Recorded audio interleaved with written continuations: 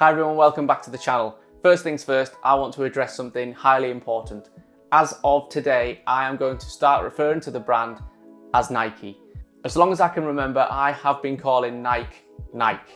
And I think that this is probably stemmed from the American and UK pronunciation of the brand. Since getting into videos and since watching other YouTubers on sneakers, it is quite apparent that I have been mispronouncing the brand's name for a lot of years. So as of today, I'm going to make a stand and I'm going to start referring to the brand as Nike. So the topic of conversation today is the stark difference between the GR release, PRM, which is the premium release, and a special project, Air Max 1. I'm going to take you through 3 versions of the same shoe for different standards of release and seeing if there are any real noticeable differences between the range. If we look at the box for the general release Madder Root, it's nothing special. It's literally just a standard cardboard box, which is not particularly good quality, and I'm sure that the ethos for Nike is literally just to deliver these shoes from production to the customer and make sure that the content doesn't get damaged in transit. So the paper is literally just any old bog standard paper you would get in almost any trainer throughout the world. There's nothing special about it, it's just a cheap ass tissue paper.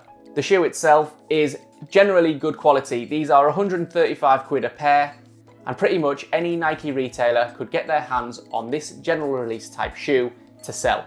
You will notice that the quality on the shoe is generally okay. You can see that all the panels are a little bit frayed, and whether or not this is the intention for this shoe, I don't know, but it does give the impression that it's not particularly well finished. I would suggest that the stitching is not particularly good. It does kind of wander a little bit there, and you can almost see that it nearly touches the end of the swoosh, which is pretty shit.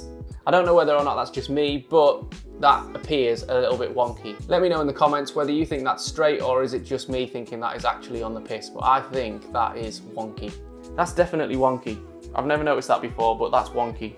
Looking at the other pair, it does look as if one is on the piss. For the price, however, I would say that 135 quid for an Air Max 1 in this day and age is generally reasonable. And because they are 135 quid, I just slap them on.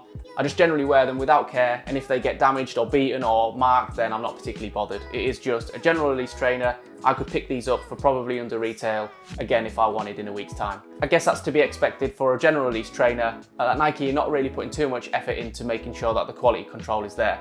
So with the swoosh stitching, the wonky rear embroider, and the glue mark on the front, it's pretty obvious that Nike don't really give two shits about a general release trainer. Like with the general release Madder Roots, the PRM premium box is not too dissimilar. It is pretty much just a bog standard Nike box with the same colouring, with the same sticker, and the same tissue paper as the other. The kicks themselves, however, I would say is a vast improvement on the general release pair. The stitching is significantly better, it's a lot more uniform, and I would say that that is nice and straight in comparison to the Madder Root GR. The material use on these things is much better. There's obviously a lot more care and attention gone into the selection of the materials on this versus the general release pair. The tumbled leather looks much improved, it's a much higher quality, and I would say that the stitching is nice and uniform around that outside edge. Like with the GR Madder Roots, this shoe also uses suede. However, this suede is finished in a much better way than the Madder Roots. You can see that there's no fraying on the edges of that suede, even though it is similar material. I think these were 165 quid, and that little price hike is justified in my opinion because this pair is one of my favourites. All in all, I would say this is a top pair, and there is a noticeable difference between the general release and a premium quality. So lastly, we're looking at a special project, Nike Air Max 1. This happens to be the concept mellows that were released in 2022. You'll see that there's a lot more care and attention put to the box alone, and Concept have clearly stamped their authority on the design of this box because it absolutely smacks of Concept. Concept logo literally plastered all over it. So let's get into the contents.